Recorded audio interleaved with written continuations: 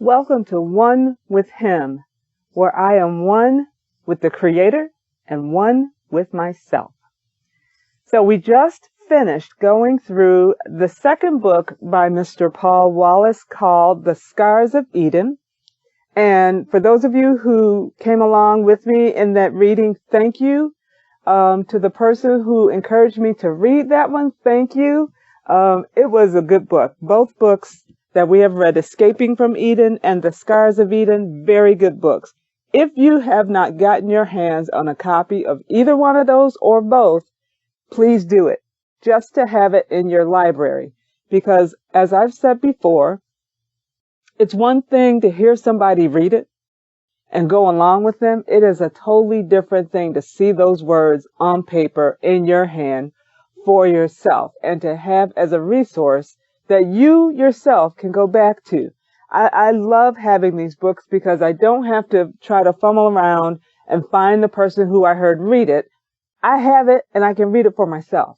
And I am happy to share them with you. But again, it is just so much better. And I would even say maybe a double quote unquote blessing, a double advantage. That's the word I'll use. A double advantage for you to have it. Yes, you've heard me read it or somebody else read it. But when you have it in your hands, you don't need my voice. You have your own voice. You have your own inflections. You have your own personality that you put behind those words, and they become real to you. But thank you for going along with me as I read it. I really do appreciate the encouragement. I appreciate those who followed, who I don't even know. I was looking at numbers. I'm like, what? So it was pretty cool. I was just reading it for the few people that I know follow, but I'm grateful for everybody who came along board to listen. So with that said, he does have a new one out called The Echoes of Eden, or Echoes, not the, just Echoes of Eden, again by Paul Wallace. And I have my hands on it. I have started reading it. And I will say this, I will not be reading this one, not at this moment. One, because it's brand new and I want you to get your own copy. I want you, as I just said, I want you to hear your own voice read these words. I want these words to become real to you. It's on Kindle, so if you don't want the paperback, there is a digital copy that you can get. I don't know the price. Maybe I'll post it. But anyway, go on Amazon or whatever book outlet that you like to go through and get it. Get the, Escaping from Eden, The Scars of Eden. Those are also on Kindle if you don't want the paperback. Me personally, I'm old school. I like the paper in my hand, but there are different ways you can get it. And I repeat, I will not be reading this one at this present time because it is brand new, and I really want everybody to support Mr. Wallace and get your own copy of this book. This is how, I don't think this is his only stream of income, but I'm sure this is a big part of his income since he no longer pastors. And you know, what he would get from being a local pastor, he doesn't get that anymore. He has made the decision to search out for the truth and follow the truth. And with that comes, there are consequences for following after the truth. And sometimes consequences are in the form of rewards. And sometimes consequences are in the form of, whatever steady income you had before, you don't have that steady income anymore. And it may take you a little while to build that back up. And these books help to build back up his stream of income. So I have no problem whatsoever supporting him in this way by purchasing his books. If they were trash, he would not get my cash. It's just that simple. But because he is one of those who's helping to answer not answer questions for me, but confirm some of the things that I've already have been thinking. And he has helped to give some more resources into confirming what I was thinking. So again, I support this brother. I encourage you to support him. Get his book, whether you get the Kindle version or the paperback version, get it. It is I want to say, especially if you're freshly coming out of the church, or you're freshly coming out of whatever religious background you have or denominational background you have, whatever form that is unique to you, and you're coming out of that, and you want to know, okay, I'm searching for the truth. Now what? This, I think, is a good guide, especially for those coming out of Christianity or coming out of the control of Christianity. Now, I no longer call myself a Christian, but I was raised in that mindset, in that that vein of religious practice, tradition. And so had already come out before I came to this, but as I was coming out and waking up even more, this book has helped.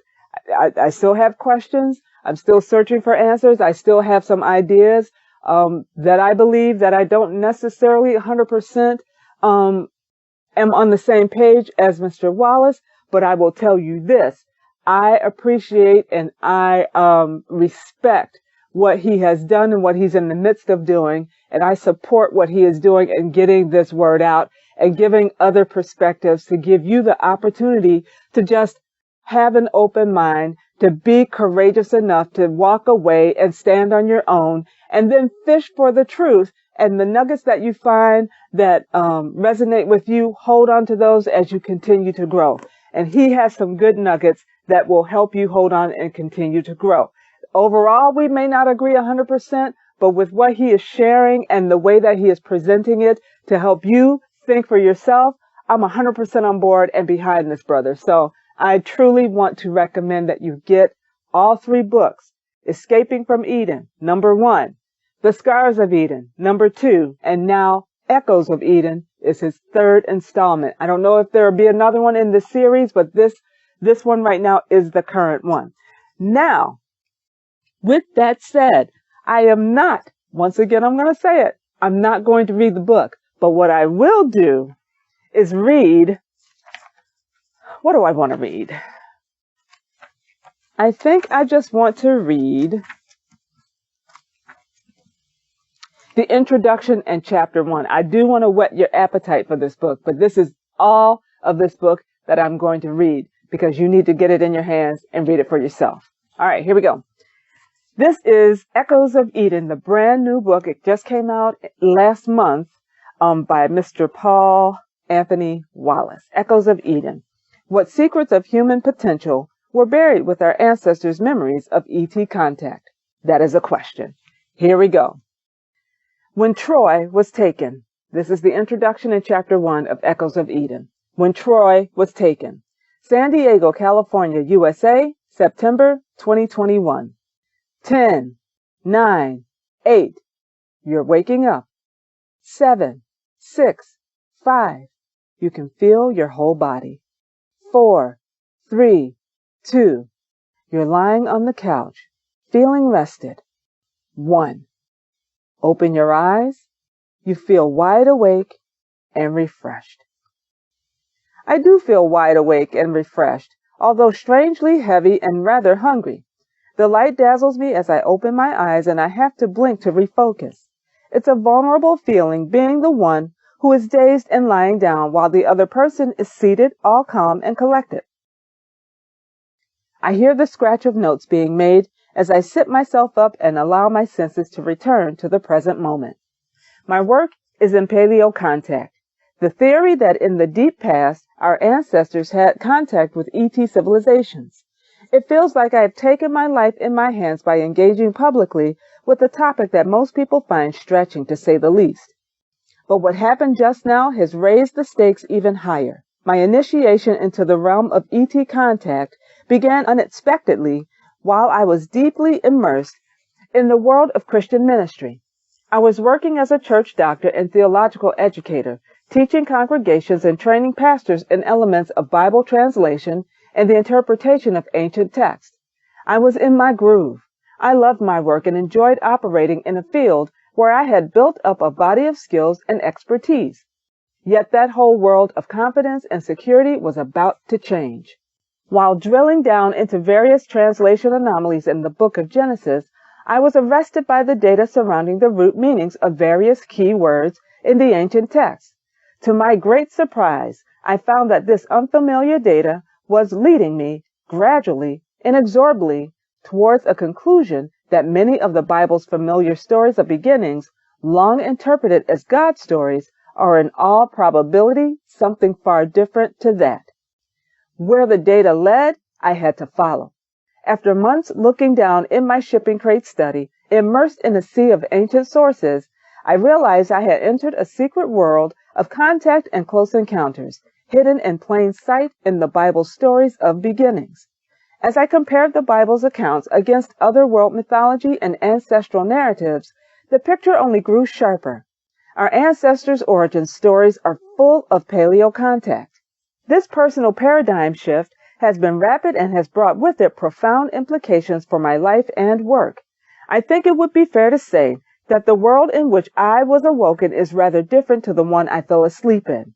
However, as I now draw some deep breaths, massage my temples, and sit myself up on the couch in Barbara Lamb's office, I can tell you for sure that it is one thing to find aliens in ancient stories and something else entirely to bump into them in your own life. I am under no illusion as to how difficult most people find it to take the subject of ET contact seriously, and I certainly have no ambition to be the next Whitley Strieber. If you're not familiar with Whitley Strieber, he was for a long time the poster boy for close encounters of the traumatic kind. Larry King, on his iconic talk show, famously laughed at Whitley's personal account of being examined and probed by otherworldly visitors. Whitley had to wait for a long time before the world was willing to give him a respectful hearing. His infamous close encounter took place in 1985, the very same year from which I have just returned. However, I should tell you straight up, I do not have a graphic experience like Whitley's to share with you. Like the great majority of experiencers around the world, my own experience is of things I cannot explain. The memory I have just revisited in my session with Barbara Lamb is of the first moments of an encounter and then nothing more. No punchline, no examination, no anal probe, and yet the impact of everything I'm about to share with you has forced me to wrestle with the same question Whitley confronted 40 years ago. How do you go back to life as normal when your whole world has just changed? My need to understand has taken me all around the world, and in every place I touch down, every country I visit, and from every indigenous narrative that I absorb, I hear a similar song. In the company of indigenous elders, I see and hear traditional ceremonies of initiation echoing the accounts of men and women who reach out to me with their own testimonies and strange encounters. Guardians of indigenous narratives share with me their ancestral stories, interweaving themes of paleo contact, human potential, and ancient methods for releasing it. As I put the pieces together, I am learning that human history, written and oral, is a treasure house of disclosure and suppression, secrets and revelations. Throughout history, it seems that those who strike the most gold are often quick to rebury it in their own vaults and fortresses. As you and I make this journey together, we will find that the gold of ancestral memory follows the very same pattern. Pursuing this research has cost me income, reputation, and a few friends. But hand on heart, I wouldn't trade this journey for the world. I count it a privilege to share with you everything that I am uncovering along the way. As I sit at my desk, figuring out how to open this all up to share it with you, I think the best way is for me to introduce you to the people I have met, experiencers and researchers, scholars and sages, ancient and modern. Come and sit with me at the feet of traditional elders and guardians as they reveal precious secrets. As we do this together, we will uncover the secrets which for centuries have been buried with our ancestors' memories of ET contact, and we will discover the urgent relevance of those secrets for you and me today. From Senate briefings in Washington, we will travel to secret ceremonies in Southern Africa and Native America, from strange phenomena in Australia and Iraq to mysterious encounters in modern Brazil and ancient Greece. What we find will shine a light on why military intelligence and other government agencies in the 21st century are so interested in archaeology, indigenous rituals, and initiation practices, and why you and I should be too. By the end of our journey together, you may find yourself asking with me, how can I possibly go back to life as normal when my whole world has just changed? A few pages from now, it will become clear that you and I are not the first people to have asked that question. Not by a long chalk. Not by thousands of years. Arizona, USA, 2006. There is a black people mover parked in front of Troy's suburban home in southern Arizona. It is a vehicle he has never seen before. At the end of a long school day, Troy is hot and tired and not in any kind of mood for guests. He's ready to just chill and take it easy, not socialize with his mom and dad's friends. Entering the house, Troy kicks off his shoes, drops his school bag in the hallway, and steps into the living room. As he does, the scene which greets him stops him in his tracks. In the far corner of the room stands Troy's grandfather, his arms around his mother and father, quietly comforting them. Something has happened. Did somebody die? Across from his family are the guests, two tall, stern-looking men. As Troy joins the family circle, he notices his boots standing next to his suitcase and backpack. The items have been carefully placed together in the opposite corner of the room, packed. His mom is choking back tears as she pulls Troy into the family huddle. You're a good boy, son. You just remember everything we have taught you, okay? You'll be fine. You go with these men now. Troy is in 8th grade.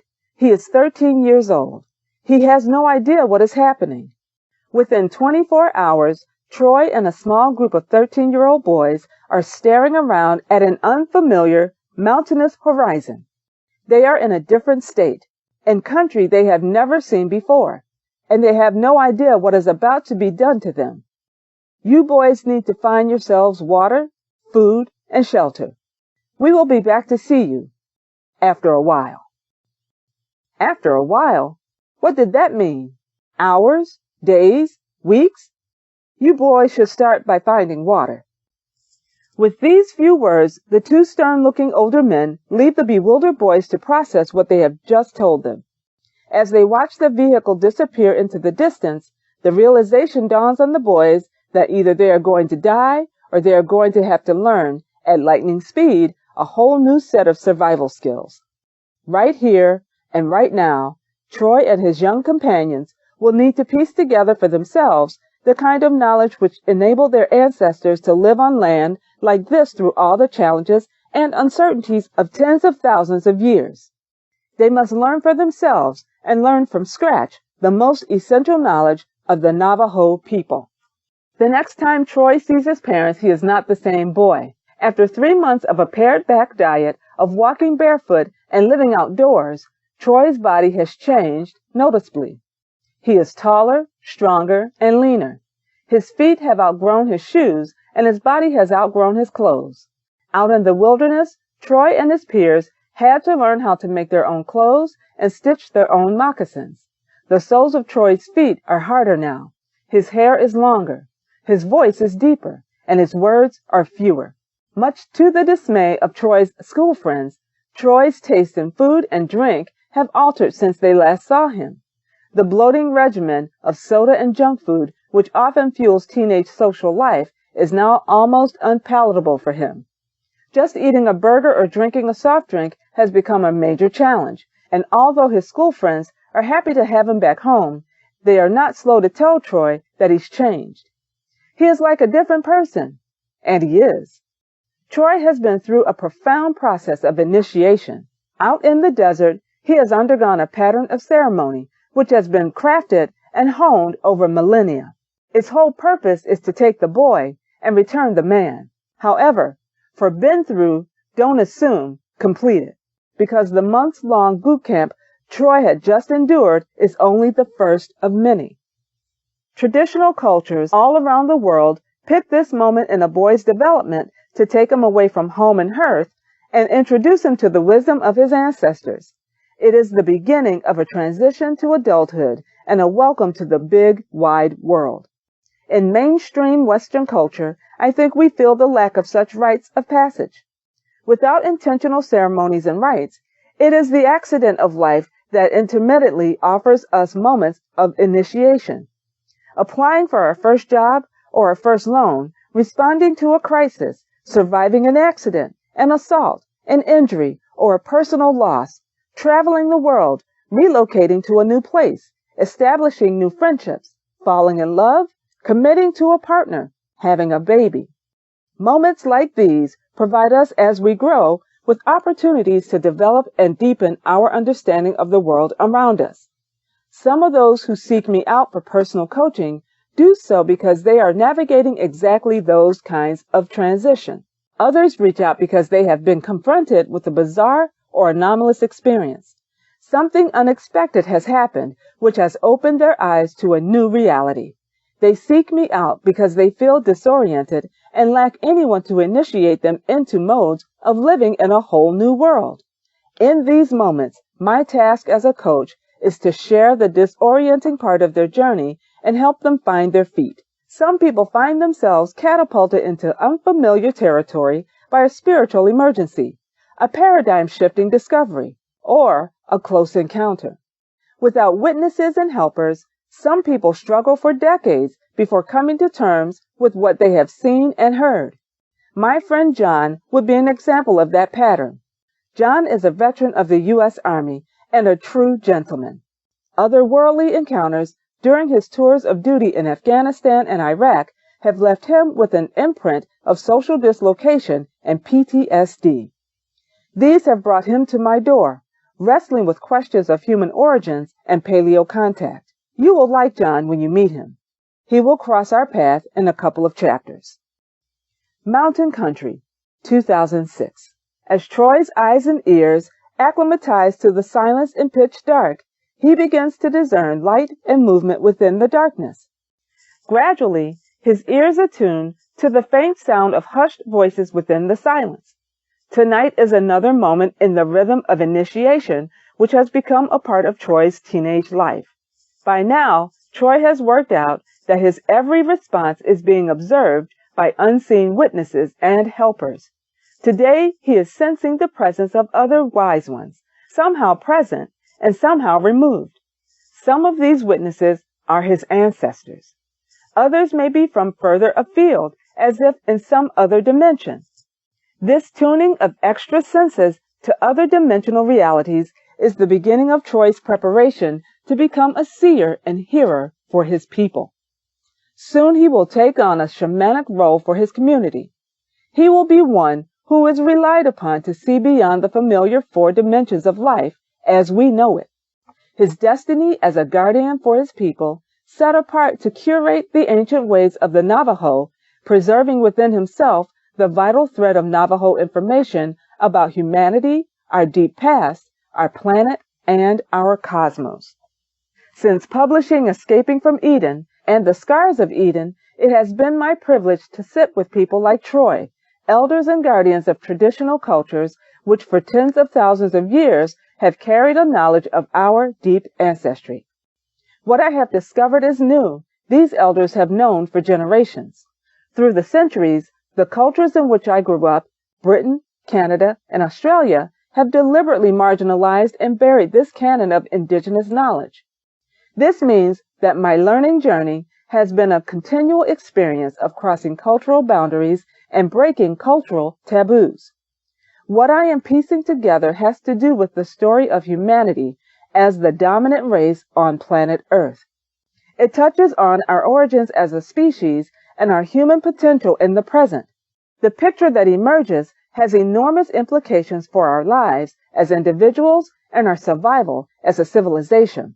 And the further I journey, the clearer it becomes why through the ages this information has been so actively hidden.